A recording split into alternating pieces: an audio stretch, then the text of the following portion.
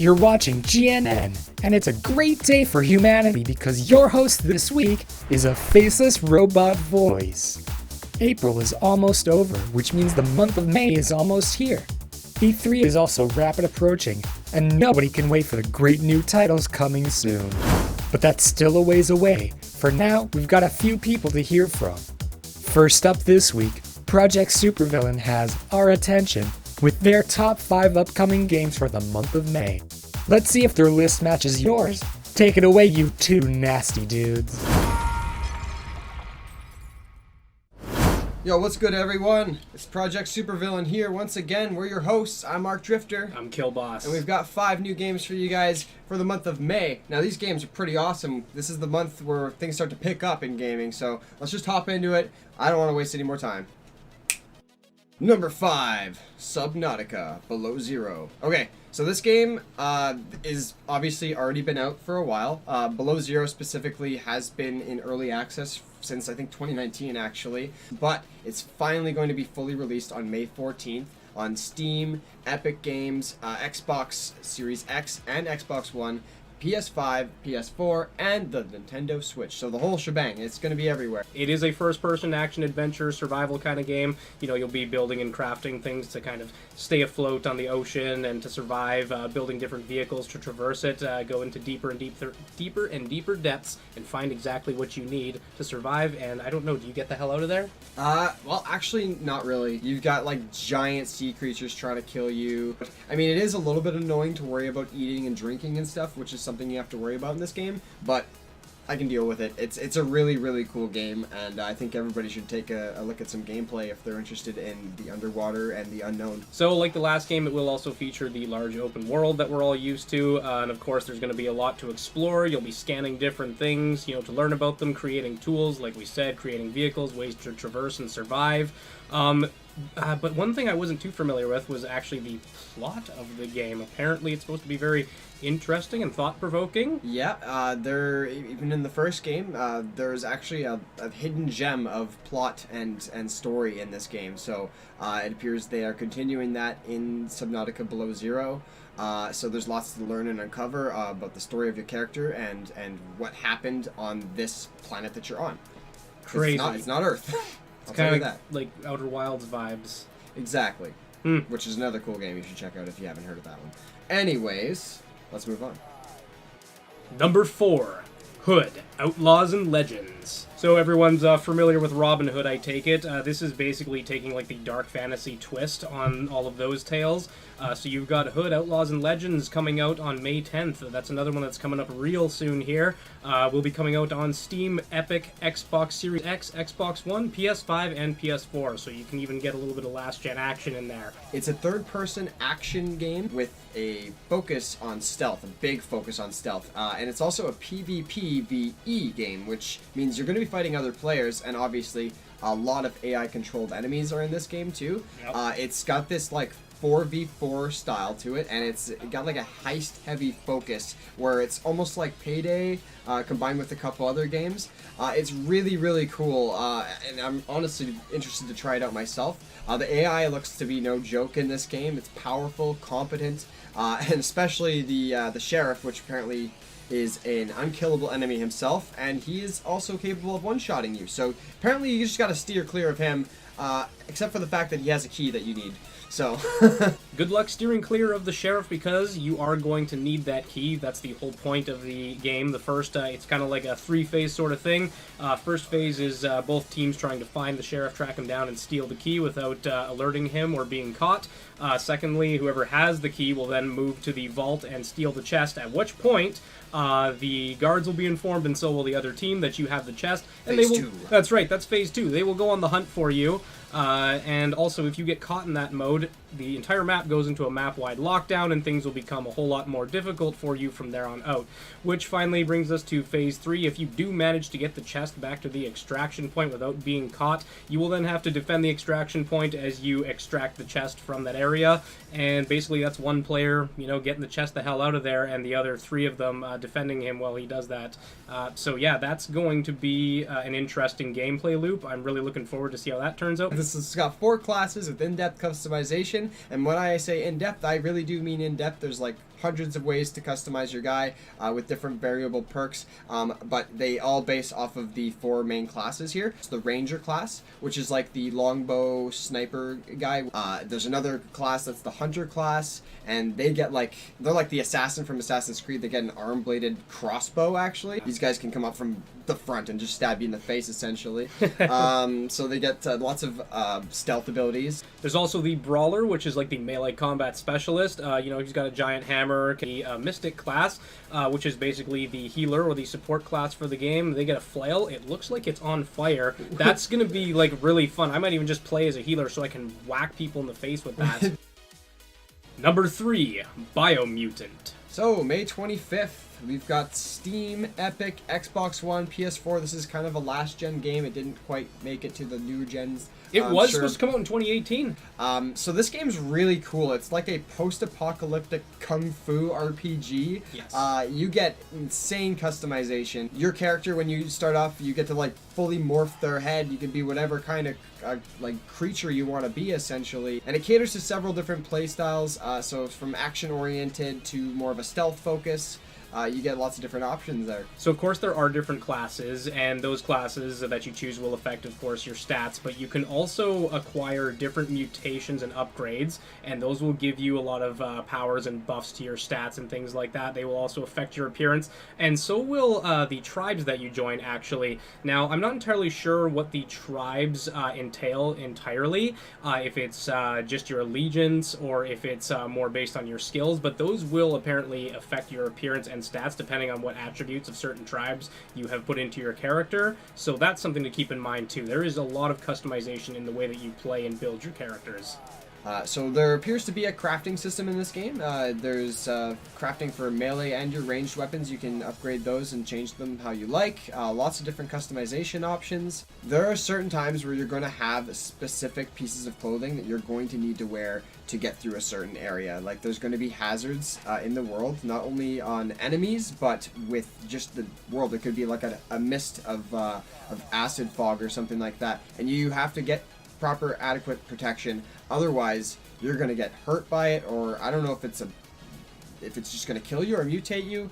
That's where I'm what's a bad mutation, right? What's a good mutation, I'm not sure, but we'll learn more about it as time goes along here. It's also got this large and diverse open world. It looks beautiful, very green, very colorful, and lots of other ways too. And there's to get around this world, they give you mounts and stuff too, so I think you get vehicles. There might even be animals you can ride around and stuff.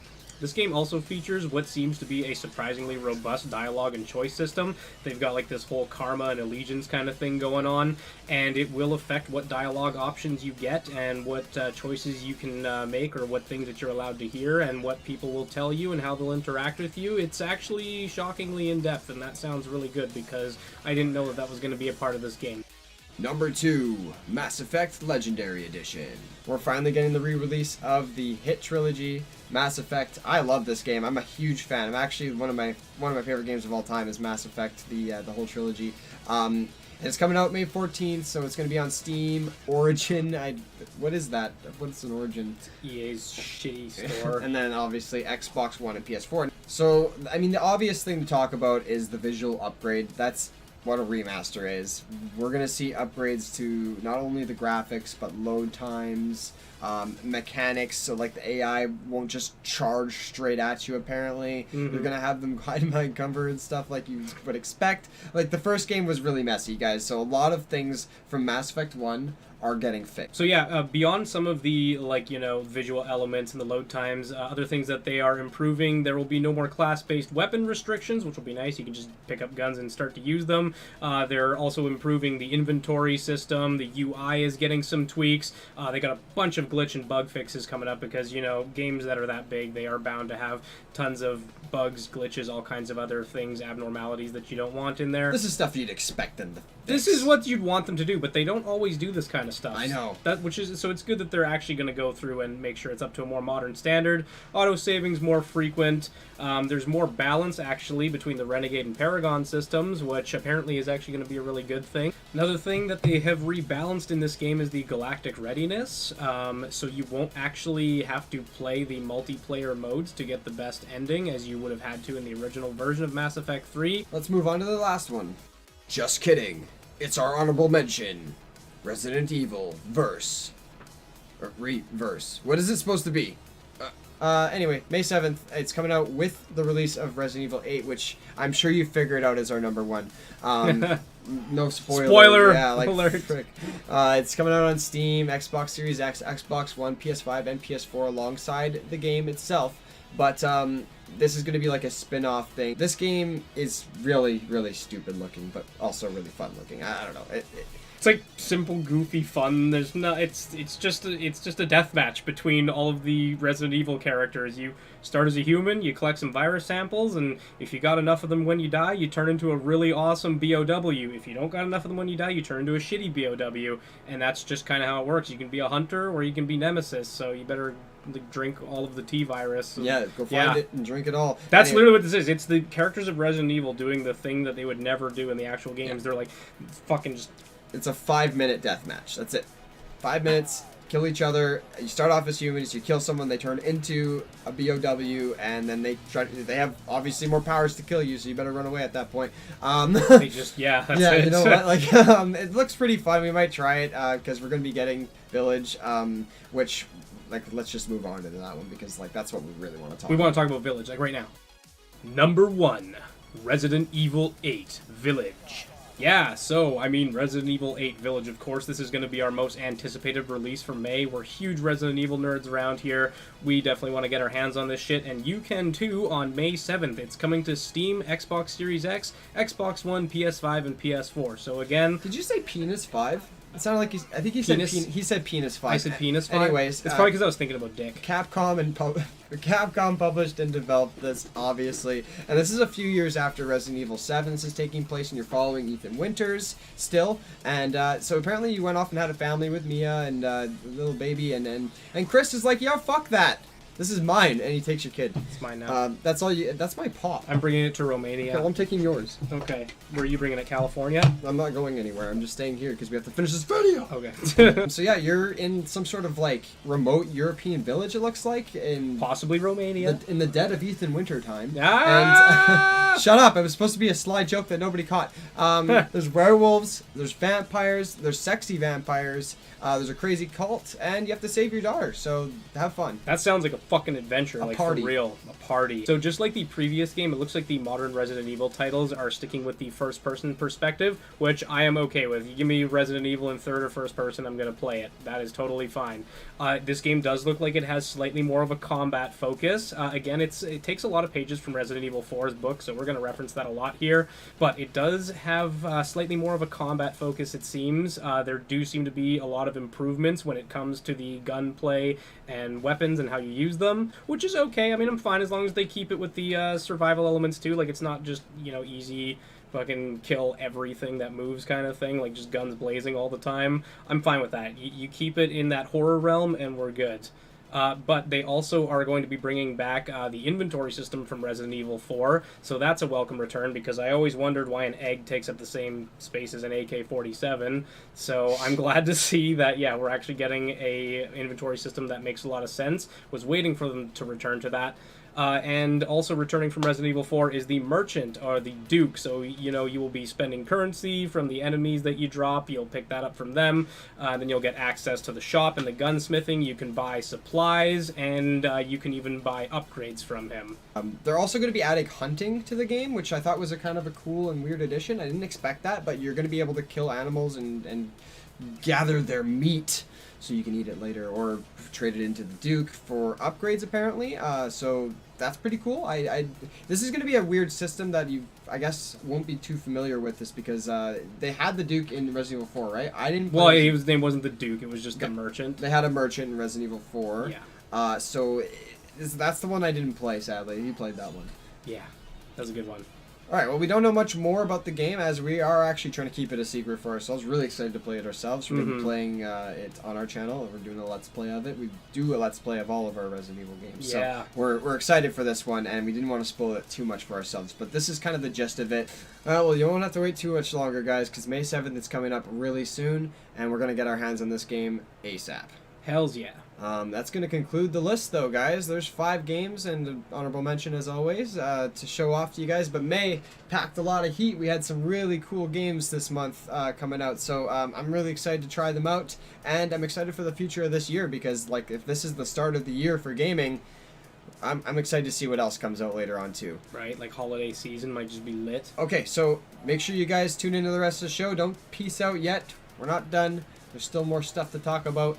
But that's it for our portion here. So if you guys like us, check out our page, twitch.tv/Project Supervillain. And we'll catch you guys in the next one. Be Joe. Just as I thought, I don't think there's a single game on that list I don't want.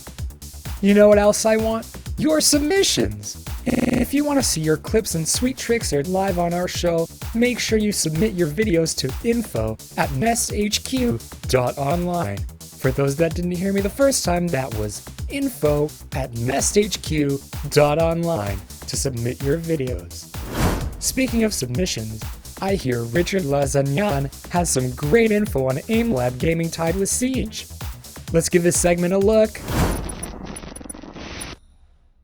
Siege has been doing this promotion on their splash screen the last couple days. It's not there now, but it was in the past, telling people to check out their Aimlab modes to get to learn how to get technically better.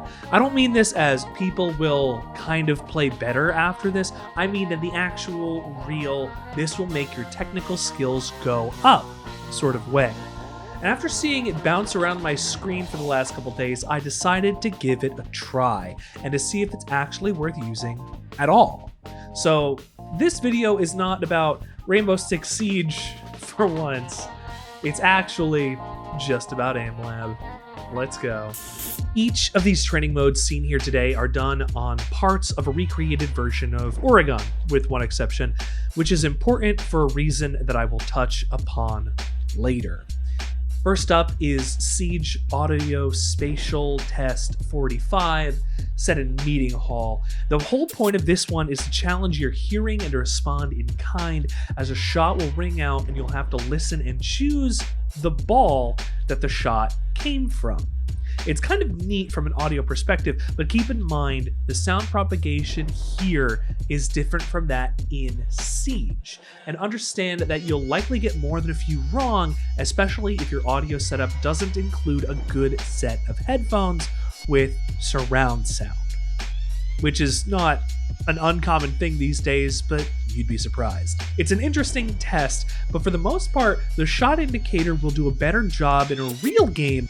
You're better determining a gunshot's location at a distance because of that indicator, so you're better off listening for footsteps rather than gunshots at this range, because if they get a shot off on you to begin with, you are likely more dead anyway. Next, the Siege C4 Arcs test is set off the big window between Small Tower and dorms and tasks you with destroying C4 being thrown at you from various locations inside dorms. Shoot at them midair or after they've landed, but be careful since they will blow up quickly and cost you time and points. It's useful for understanding arcs of C4 thrown at a distance, and possibly even good for practice trying to snipe them out of the air without any firefight pressure. It could be one of the more useful training modes in this game. Next, Siege Capacity tests your short-term memory skills by placing different sets of multicolored orbs around, having them disappear and reappear with only one orb a different color, and having to decide quickly which one was the one that had changed. Since this is set out on the lower floor of Small Tower towards the front door, the spots that the game gives you aren't really locations that you typically get shot from, and therefore will likely never get aimed at, usually. It's great for trying to make sure you can quickly suss out where someone may be peeking from based on very little visual information, but I think it would be better in a different room with the orbs in common peeking spots. Needless to say, this is probably my least favorite one and the one that I was worst at. Next, Siege Entry 1 and 2 are where the good stuff comes in. The fully modeled version of Oregon they built up comes into play fully here, where you enter through the front door on small tower or on the top of lobby stairs, depending on the scenario, and work your way through the building and back around to the start. This helps reinforce your map knowledge while allowing you to peek and go through a target gallery. Being that you have a free range of movement, this and the others like it feel much more like you're making progress in learning Siege and playing Siege. The orbs placed around help teach taking tighter angles and checking corners and blind spots, and if you incorporate what these teach you into your normal gameplay, you'll probably not die so much to calves or other roamers as often, and potentially even win gunfights against tight angles. Potentially.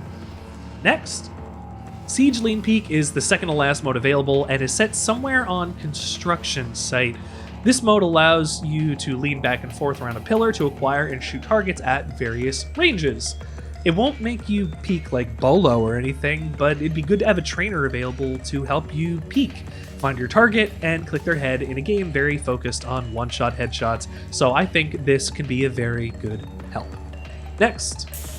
And last but not least, we have a modeled version of Clubhouse to do a run-through of in a similar fashion to Siege Entry 1 and 2. It's practically the same thing that you'd be doing there, so take my words from there and splice them over here mentally, just with a different usage of map knowledge mixed in with the hopefully improving skills you're getting from the rest of the modes. And that's kind of the thing with AimLab. I'd figured that this was going to be the case going in, but I was hoping to be pleasantly surprised. Everything AimLab offers to a Siege player from minute 1 can help with some target acquisition and speed, but it really does nothing for map knowledge, common hiding spaces, and other Siege-specific things. In all those game modes, I think I'd perform better if there were modeled targets, shaped like a person, with proper proportions, rather than a glowing blue orb. These orbs are great for seeing where the next shot should go, but they don't move or shoot back. There's no threat, no pressure, and these placements, even in the entry modes, aren't necessarily popular hiding spots, even for AI. Plus, the orbs aren't even the size of an enemy's head, they're much larger. So you're already losing some target acquisition time and ability by not getting trained to click a head that is the same size as what you should be clicking anyway. The gun physics are also slightly different and the lean isn't exactly the same, so even when these things are close, they're different enough that you have to readjust when playing Siege again if you spend a lot of time in AimLab, which can throw off an inexperienced player entirely. But we do have another alternative to AimLab, and it's something anyone who plays Siege already has access to. Terrorist Hunt, now known technically as Training Grounds in the menu, is a solo mode in Siege that pits you against a number of AI-controlled opponents that have the same size and proportions as any other player character. You see where I'm going on this? They have a sort of fixed placement, but can be randomized a little per room, so each time is slightly different. Plus, it allows you to account for gadgets as you take your shots, like having to aim around ballistic shields to get a kill and punching some barbed wire so you're not a sitting duck trying to move it. The enemies also move around and they shoot back at you, and on the higher difficulties even throw flash and frag grenades. It's not perfect, and no AI is going to match up to an actual player, but you can do a bunch of warm-up rounds in T-Hunt before playing an actual game of Siege. And if you do that, you're probably already going to do better in your match experiences than if you start only with AimLab. And T-Hunt is already installed in your game. So if you're going to take the time to do anything related to AimLab and Siege, if you're like me, you're just going to run the modes that make you do a circuit of the map, then you might as well just run a T-Hunt. And at the minimum there, gain a little more map knowledge, gun handling skill, and operator mastery as you play. Those last three things I think are absolutely key to learning Siege at really any level, either fundamentally or at high, and AimLab can't do a lot about those at all. AimLab has a place for people who really want to push higher and get up to diamond or plat, but I'm not even sure if high-ranked players use aim trainers. They probably do, because it seems to me like they can spend their time doing that to get a little better, but why not just jump into a quick match? Shoot some casual players from tough angles that you can figure out on your own with little pressure, and warm up that way before going into ranked or league. But then again, what do I know? I'm just a guy stuck somewhere in mid-gold with 600 hours put into Siege in last year alone. So I'll stick to playing T-hunts and running some quick play myself. As I thought, since I'm a bot, I don't need to use any help, but since you guys aren't, you might find it useful. Everyone has a— wait, hold on. I have breaking news that we have a clip submission this week. Roll clip!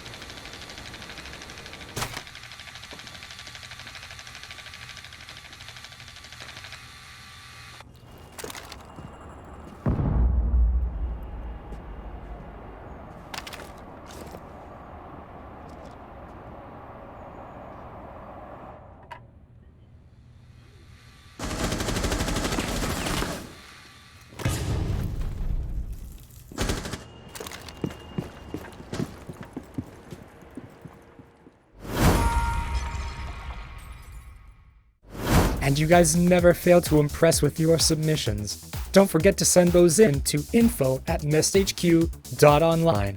And again, that was info@nesthq.online. Well, that's it for the show this week. Remember to spay and neuter your Pokemon. Toodaloo!